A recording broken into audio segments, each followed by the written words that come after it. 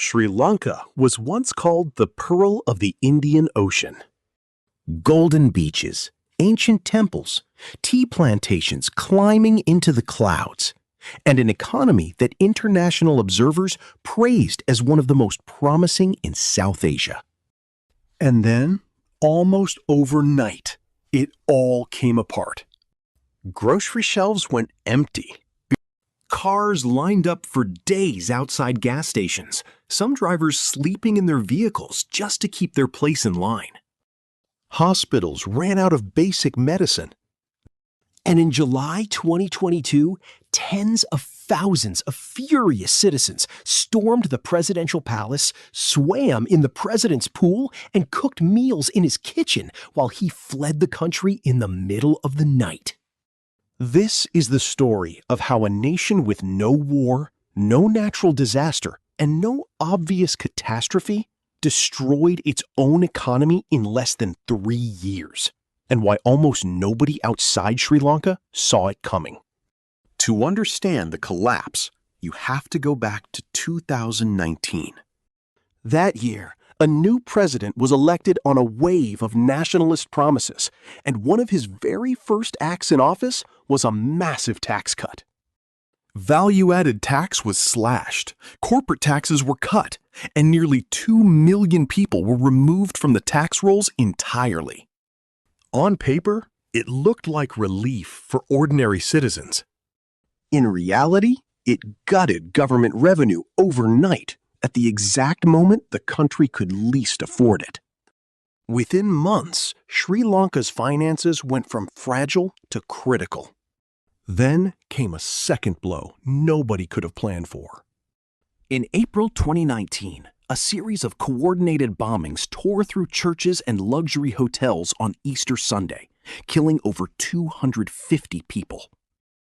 Tourism, one of the country's most vital sources of foreign currency, collapsed almost instantly. And before it could recover, the COVID-19 pandemic arrived and finished the job. Sri Lanka's airports fell silent. The visitors who once filled its beach resorts and hill country hotels simply stopped coming, and with them went billions of dollars the country desperately needed to pay its bills. But even this wasn't the final blow. In 2021, the government made a decision that still baffles economists today. It banned all chemical fertilizers and pesticides overnight, ordering the country's farmers to go fully organic. The stated goal was to save foreign currency being spent on imported fertilizer and to build a healthier, greener nation. The result was catastrophic. Rice production collapsed by roughly 20% in a matter of months. Tea, the country's signature export and a major source of foreign income, suffered as well. A nation that had been self-sufficient in rice for decades was suddenly forced to import it, spending precious foreign currency it no longer had on food it used to grow itself. The policy was reversed within months, but the damage to that year's harvest was already done. Underneath all of this sat a much older, much deeper problem: debt. For years, Sri Lanka had borrowed heavily to fund highways, ports, and power plants, much of it financed through high-interest commercial loans and bilateral lending, a significant share of it tied to Chinese infrastructure financing. Some of these projects, like the now infamous Hambantota port, generated a fraction of the revenue needed to repay what was borrowed to build them.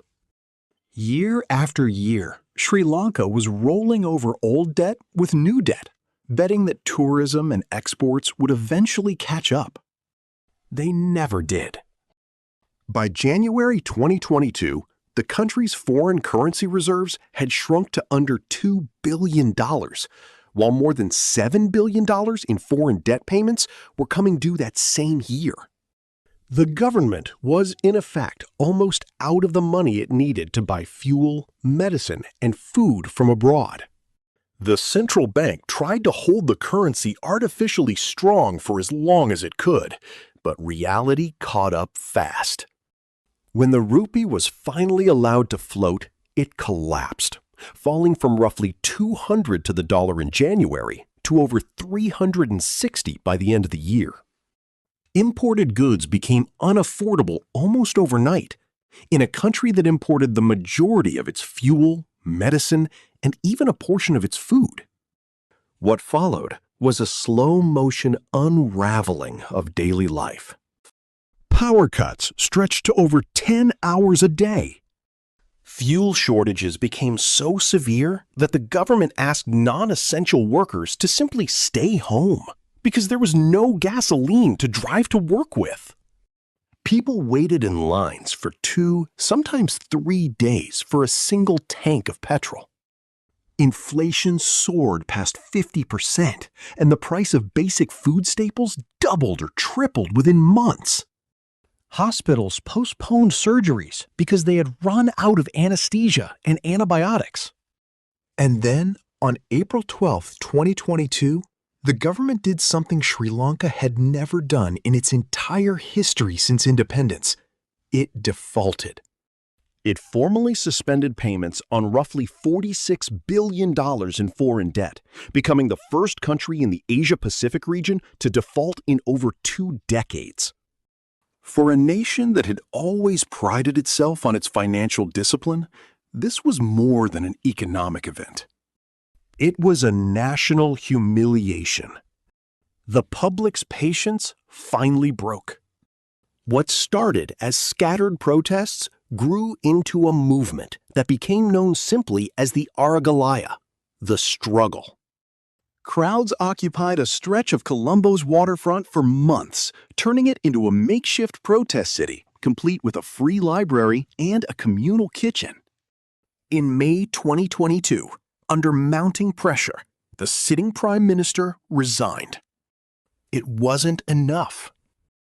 2 months later, protesters breached the security around the presidential residence itself. The president fled the country by military jet, hopping between the Maldives, Singapore, and eventually Thailand, before resigning his post by email from exile. A head of state, driven out not by a coup, not by a foreign army, but by ordinary citizens who could no longer afford to eat. In the years since, Sri Lanka has clawed its way back from the brink, restructuring its debt, securing a multi-billion-dollar bailout from the IMF, and slowly stabilizing its currency and inflation. Tourists have started returning to those same beaches. But the deeper lesson of Sri Lanka's collapse isn't really about tax policy or fertilizer or even debt. It's about how a handful of decisions, each one defensible in isolation, can combine to bring an entire nation to its knees, and how quickly a country that looks stable from the outside can run out of road. The question worth asking isn't just what happened to Sri Lanka. It's how many other countries are closer to that same edge than anyone is willing to admit.